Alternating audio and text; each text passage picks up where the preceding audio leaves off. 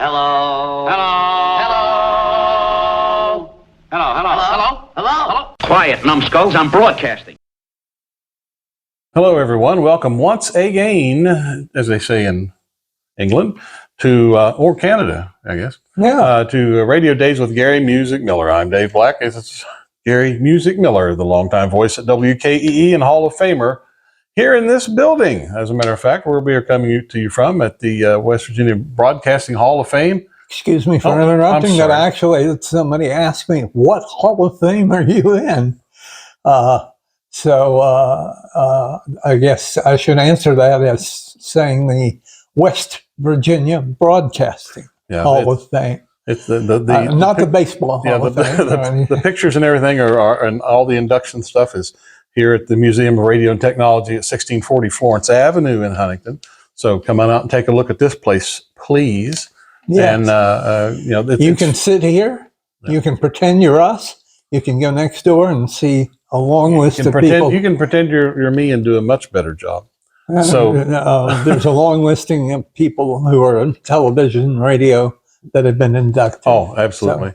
So with that said, today's program it's not going to be as usual.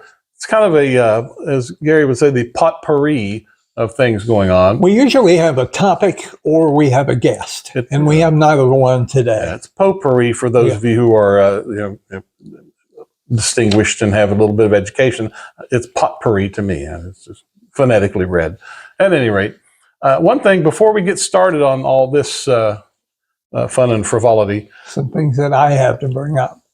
This show is pretty much dedicated and devoted to radio and the business and music and things of that nature. Right. But one thing we have never done, ever done on this program that pertains to radio, what do you think it is? Oh, AM, FM, ham. Shortwave. Or roast beef. It doesn't matter. No, we have never ever, between the two of us, we've never ever done a weather spot or a liner. We never read a liner card or done a weather spot. So today, folks, a weather spot is on the way. Do you want to do it? Or do you want me to do it? A weather spot. Yeah, weather spot.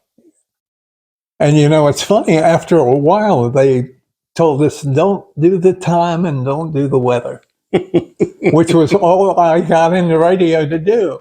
But you tell me. No, you go ahead. You want me to? I'll do. Okay. I got lots of talking. All right. This is from the National Weather Service. For the next 7 days, it's an excessive heat wave. Now, we're recording this on Father's Day, June 16th. The day after my birthday. 2024. Happy birthday, belated. Thank you very much. And so 4 days after my 43rd anniversary. Congratulations to you. In marriage, not radio. So from the National Weather Service, they have an excessive heat watch in order for the next week. Temperatures are going to be in the mid-90s. Very slight chance of rain over the next week. So be very careful if you're outdoors. Take care of the pets. Keep yourself hydrated. Pour this water on me. Take care of yourself. And with that said, the temperature currently is 91 degrees in Huntington. So with that said, here's Gary Music Miller. Gary Music Miller. I have some subjects that pretty much don't fit into any other category. And I'm going to start out by mentioning a guy named Baz Luhrmann. Is he a wrestler or is that a professional wrestler? Baz Luhrmann sounds like a wrestler. Baz Luhrmann's name drove me crazy because every time I would look up the movie Elvis with Austin Butler, who won, I believe, a Golden Globe, and it was Lisa Marie's last live appearance at that, and he did not win an Oscar. I thought he was really, really well cast and did a tremendous job in that movie. I don't know whether you've seen it. Frankly, I have not seen it. I should be ashamed of myself. It is worth seeing. He really does a good job. But Baz Luhrmann, I always talk about my brain having 50,000 or more little cards like this in my brain. And every time I hear a name or a song, I pull one of those pulls itself out. And it's like, where have you heard this guy before? Well, Baz Luhrmann directed Elvis with Austin Butler. And Baz Luhrmann actually had a spoken word recording that we actually played on key. It was an essay written in 1997 for the Chicago Tribune. It was a hypothetical commencement speech written by a girl named Mary Shimmick, and it was the basis for the spoken word recording by Baz Luhrmann. Everybody's free to wear sunscreen. And the background music was a group called Rosala, who did a song called Everybody's Free. But Everybody's Free to wear sunscreen went to number one in the UK, went to number one in Ireland. Baz's album from 1998 was called, if I can read my own writing, Something for Everybody. And as I mentioned, the backing was done by Rosala. It went to number 24 on the Billboard Hot 100 Airplay chart and number 45 on the Billboard Hot 100 chart. It went to number 11 on Canada's RPM Top Singles chart. So when I heard Baz Luhrmann, Elvis, Austin Butler, I thought, where have I heard this name before? And this card popped up out of my head. And I now know that I played a song by Baz Luhrmann. It was a spoken word recording, as I said, and not too many of those have made it on the radio all the way. I can remember Les Crane did a song called Desiderata, I believe, that National Lampoon lampooned as deteriorata. And there aren't many spoken word recording songs out there. So that's that about that. Good old Basil Rathbone. Okay, this is where you're going to come in. Sam from 1972, or no, not from, Sam 1972 is his name. He wrote me on X, wrote me on Twitter, and since you guys seem to have boundless knowledge about classic music, can you name the big hits by these artists and whatever happened to them? All right? So I'm going to start with, these are all going to be easy for you. Dan Hill. Sometimes When We Touch. Sometimes That was one. That was one. Yeah. Dan Hill wrote Sometimes When We Touch. He's a Canadian songwriter. 1977, the song came out. It was, if I can read this, he released a duet with Vonda Shepard in 1987, I believe the year was. It was called Can't We Try and made the Billboard Hot 100. And number one in Canada, which him being from Canada is certainly understandable. I believe Somewhere we Touch went to number 6 on the Hot 100 in 1987 here in America.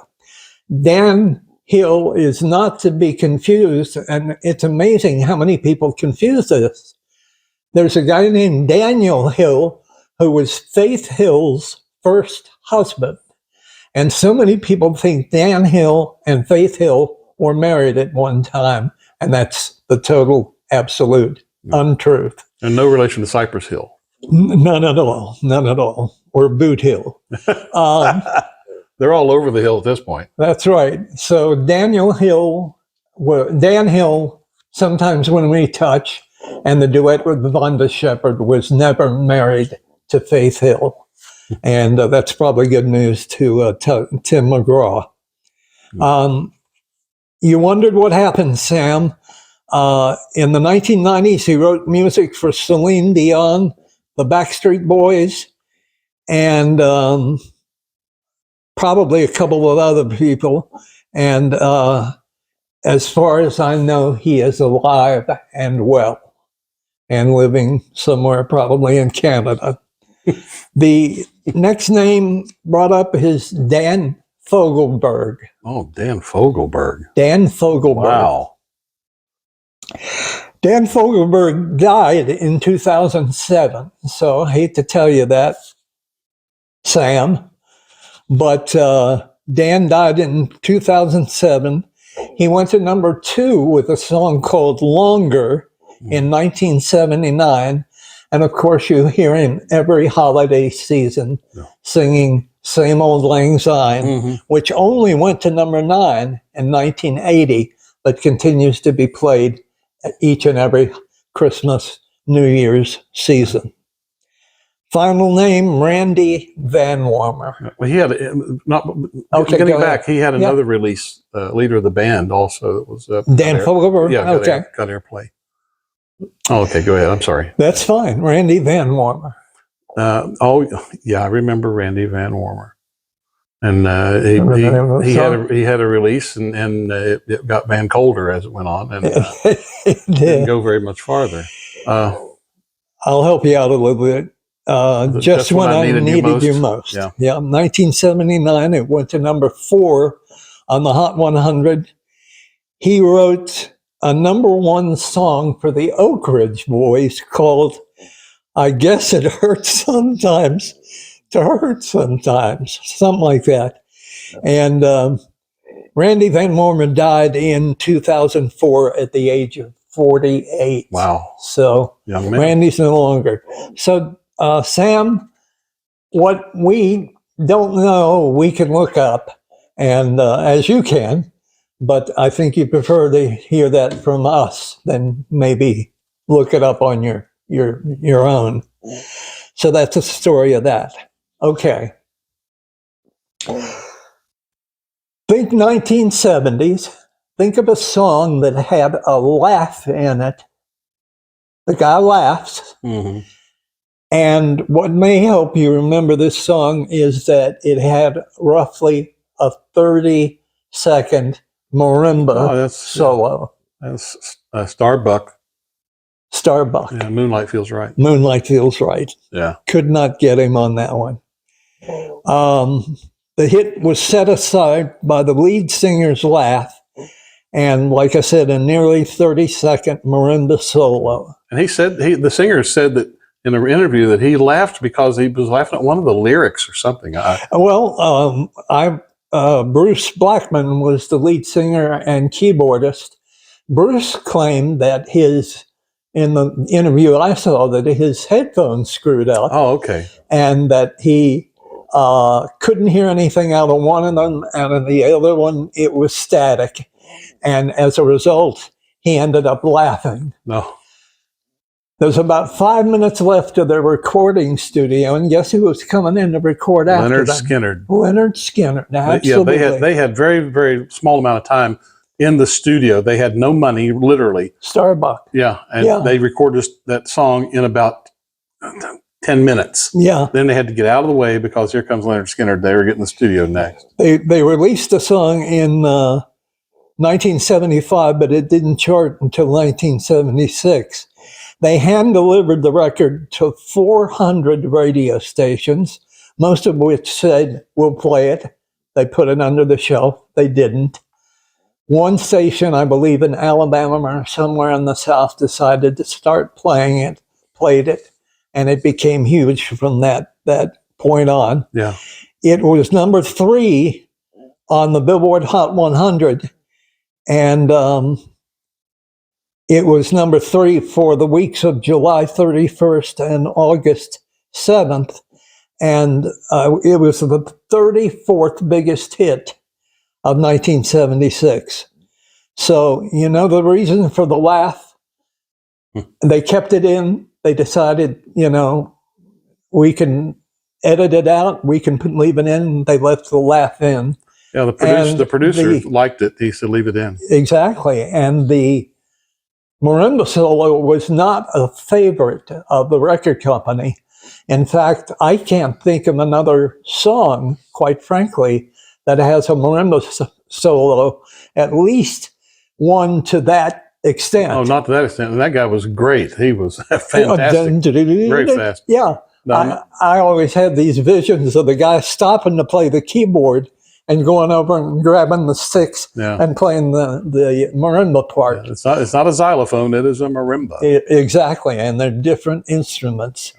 Now, there is another song that has a marimba in it playing. Yes. And that's the Rolling Stones, Under My Thumb. Under My Thumb. If you listen to that, you'll hear it. Absolutely. Absolutely. But as far as marimba solos, So there's an interesting couple of facts about the 1970s hit, Moonlight Feels Right by Starbuck. Final thing I have to bring up, and this just came to me last night. I was watching TV and I started jotting down songs. What do you think about hit songs that are used in commercials? Well, I think Aren't there a ton of them? There's a lot of them, and I think that a lot of the people that perform them or wrote them are getting paid. I'm sure they probably are. Yeah. If they're not, shame on their agent. And thinking of that, coming to my mind, I heard an interview with Alan Parsons, and the guy says, that when you're the eye in the sky, you got that big intro, and it's used by so many sports teams. And he said, you're bound to made a mint off that. And the guy looks at him and goes, not a dime. Did not make a dime. Not a dime. There's that's hard to believe. There's a commercial out now where there's people at the door and they look up the stairs and the song She's So High plays. Mm-hmm. And I can't even remember who did that song. I can't. If it was the 90s or 2000s, it was the 90s or 2000s, exactly. But I wrote down some songs that we could do our own show on this. We could do we could use this as a subject for a song. But Bob Seger's "Like a Rock" was used by Chevy. "Madness," Our House, was on a Maxwell House commercial, believe it or not.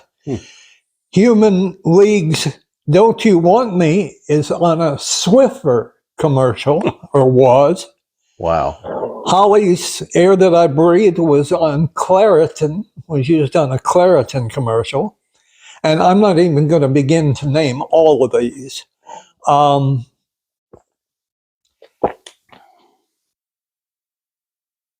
In the Air Tonight, Cadbury dressed the guy up like in a gorilla suit and did a Cadbury in the Air Tonight, Cadbury cream eggs, as we know around Easter time. Mark Morrison's "Return on the Mac" has been used by McDonald's, along with others. "One Way or Another" by Blondie was also used by Swiffer. "Go Your Own Way" by the Fleetwood Mac was used by Mercedes and Pampers. Believe it or not.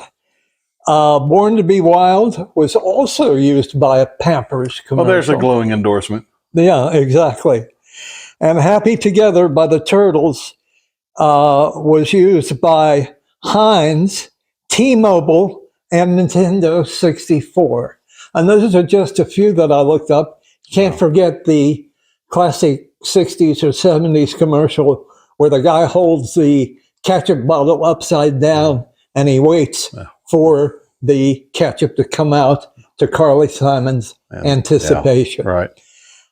The one that blows me away is Ozempic.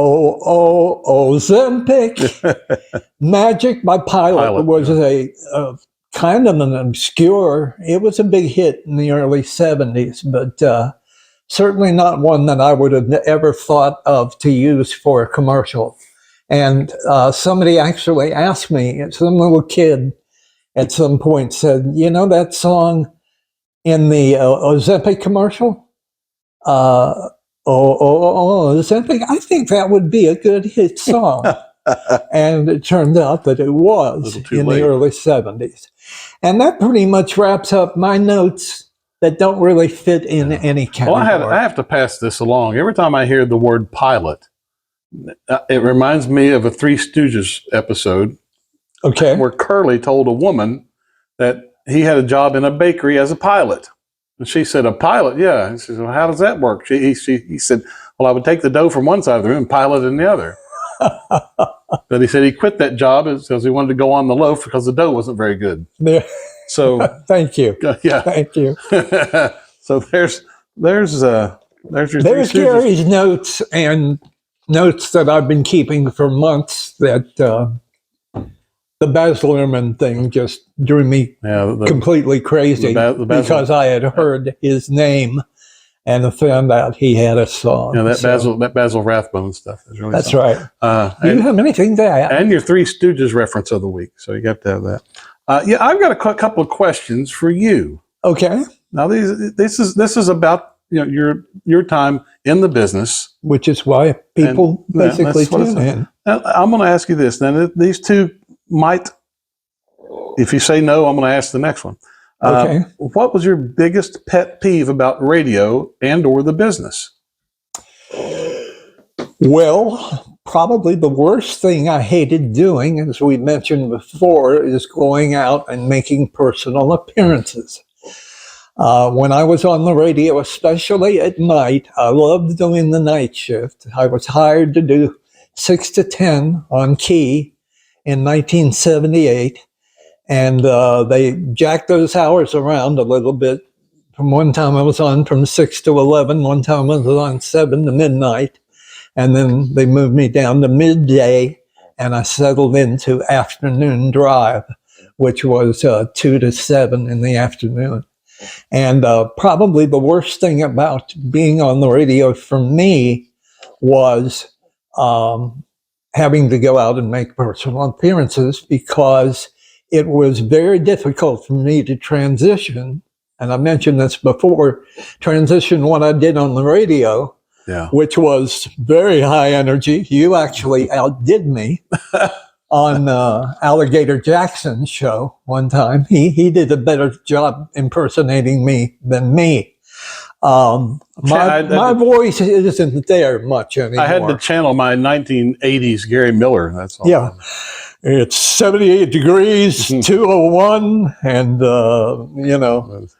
and that basic part of my voice I rarely use anymore. And my voice has sort of been encased in, if you will, in phlegm, which is a comfortable thing for everybody to notice, but I continually have to clear my throat to do that. Yeah. But other than that, going up, doing my shift, I can't think of anything right off the bat that I really did not like doing. So my second question was, in case you said nothing about as far as the radio business, I was going to ask, what did you dislike about it? So I got my answer to both of them. You did. And I know you really enjoyed going on and doing remotes and setting up the Marty. That was your favorite thing. Well, I always screwed the Marty up, and usually an engineer had to come by and fix it up. So, it's an easy twist here. It's an easy, in case you don't know what a Marty is, it's an instrument you use to broadcast live from another mobile location. Antenna, radio transmitting, whatever it's. Is that what it is? Yeah. And other than that, I nothing comes to mind. Something will come to mind later on. All right. Well, we're going to try to wrap this up because it's going to be a short episode compared to most of them. Yeah. We haven't done this in a while, and I think it's high time. We're going to do another installment of Masterpiece Lyrics. So, and Gary, you will appreciate this because I think it's one of your favorites. This is where we take a song and deliver it dramatically. as dramatically as possible without breaking up. All right. So I'll try to keep a straight face. here we go with our latest edition of Masterpiece Lyrics. Want some whiskey in your water? Sugar in your tea? What's all these crazy questions they're asking me? This is the crazy party that I could ever be. Don't turn on the lights because I don't want to see. Mama told me not to come. Mama told me not to come. That ain't the way to have fun. No. Open up the window. Let some air into this room. I think I'm almost choking from the smell of stale perfume. And that cigarette you're smoking about scared me half to death. Open up the window, sucker. Let me catch my breath. Mama told me not to come. Mama told me not to come. That ain't the way to have fun, son. That ain't the way to have fun, she said. Oh, yeah. The radio is blasting. Someone's knocking at the door. I'm looking at my girlfriend. She's passed out on the floor. I've seen so many things I ain't never seen before. Don't know what it is. I don't want to see no more. Mama told me not to come. Mama told me not to come. She said, that ain't the way to have fun, son. That ain't the way to have fun. No. Mama told me. Mama told me. Mama told me. Told me. Told me. Mama told me. Told me. Whoa. Yeah. Mama told me not to go. No. Mama told me. Mama told me. Thank you. Mama told me not to come from the great Three Dog Night, which he knows is my favorite group of all time. Probably not my favorite song, but a hit song for them as well. Mama told me not to come. And delivered with as much drama as we possibly could. Yeah, and it is a classic. Yes. It is a classic. Sometimes you get wrapped up in the lyrics and sometimes you get wrapped up in the foolishness. Today we got wrapped up in all of them. Exactly. So we're done till next time. We are anticipating some special guests, and that's all I'll say. Some people you won't want to miss. So subscribe, like, share, and especially subscribe so you don't miss who I have sitting in this seat next to me next time, and the time after that, and the time after that, if it's not you. And leave a comment down below the video, and don't forget to click the little bell, and that'll give you a notification of when we have new content posted. And we'll hope you enjoy everything we do. And you can write me as this guy did, Gary, at Gary Music Miller on X. I don't encourage that because I only check Twitter maybe once a week. You have Kim and Gary Miller, Gary Music Miller on Facebook. And of course, the comments on the video are always welcome. Send them an email at rdwgmm@gmail.com. That is another way to get a hold of Mr. Miller here, and you can leave him a post there and a message. I'm sure RDWGMM being abbreviated to Radio Days with Gary Music Miller. Radio Days with Gary Music Miller. And that's a real good way to get a hold. I can't believe I forgot that. But if you send that at gmail.com, I will answer you, or Dave will answer you, or we'll both answer you. So with that said, I think we're pretty much done for one of the most shortest episodes we've ever done in the history of this program. And the most unusual, covering the most topics. We say thank you. We wish you good luck, good health, and we see you the next time. God bless everyone.